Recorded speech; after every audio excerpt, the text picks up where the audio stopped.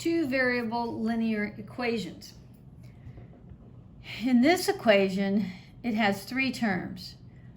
4x is one term, 2y is another term, 14 is another term, and none of them are like terms. Only one variable can be in a single term. This is considered a single term, and you can only have one variable or no variables in it. But you cannot have something like this where I have 2xy. I can't have both of those variables in that single term and have it be in a two variable linear equation. So, a system of these equations can be solved by substitution or linear combination. So they might tell you solve this set of two variable linear equations. So when we look at these two things, we have one equation that says 2x plus y equals 7. Then we have the other equation, which is 4x minus 2y equals 2. And they want you to solve and tell them what the x and the y are equal to. Well, we can't do that by, like, we could never tell you what x and y are in one lone expression or equation as this, because we need to know what one of the, either the x or the y is. But by having two of these equations, we can do this by a substitution method. So here's how it works.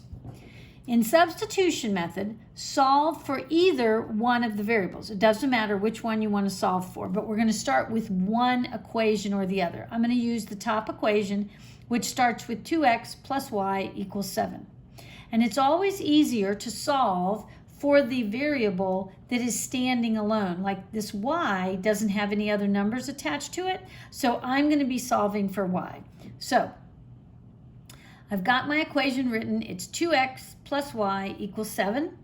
I need to get my everything over to the other side of the equation and only have the y by itself.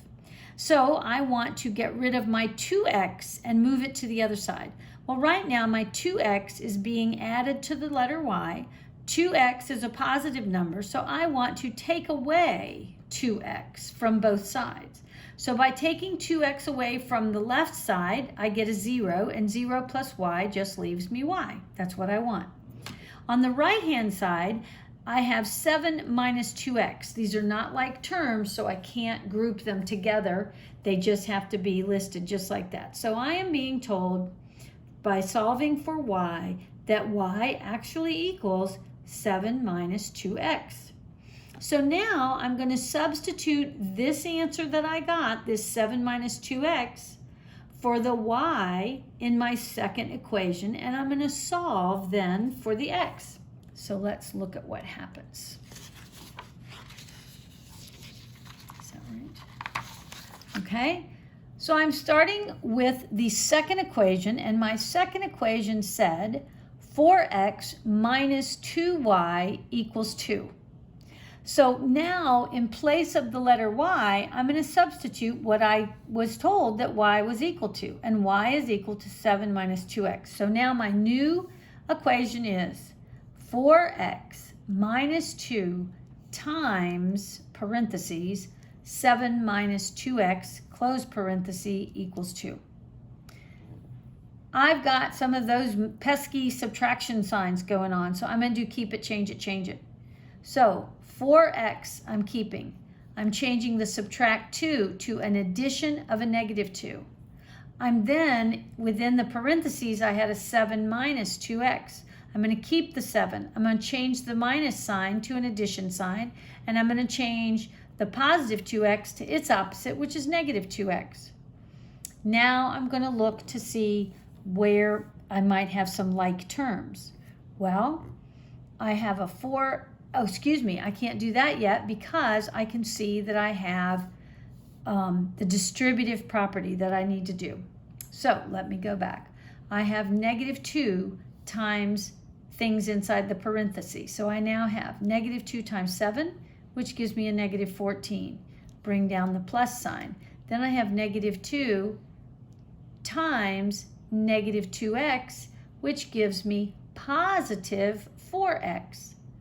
Now I can look to see what I might have that is a like term. I have 4x minus 14, or excuse me, negative 14 plus 4x. So I can combine these two 4x's. They become 8x plus negative 14 equals 2. Now I want to get my numbers over to the right and my letters alone on the left. So I'm going to first start at the bottom of Please Excuse My Dear Aunt Sally and get rid of this negative 14 that I was adding. So I'm going to take away, or excuse me, I'm going to add a positive 14. I want to do the opposite of what I'm seeing. And I'm going to add positive 14 to both sides. So on the left side, all I have left is 8x. And on the right side, I had a positive 2 plus a 14 gave me a positive 16. Now because I had 8 times x, I need to do the opposite, which is to divide both sides by 8. 8 divided by 8 is 1. 1 times x is x. 16 divided by 8 is 2. It is telling me that x equals 2. Now I want to substitute the 2 in place of the x and solve the first, go back to the first problem and solve and figure out what y is. So when I put the number 2 in place of x, I've got 2 times 2 is 4 plus y equals 7. I'll move my 4 over to the other side by subtracting 4 from both sides, and I get y equals 3. So the answer to that whole problem was that x equaled the number 2 and y equaled the number 3. Well, I don't typically like to do that the substitution method. That is harder to me than this linear combination method. So we'll go on to the next opportunity to figure out what the x and the y are worth. All right, so we got linear combination method. When we think of combining, we think of adding, but we want to combine these two equations in such a way that one of either the x or the y will cancel itself out by adding it to its opposite.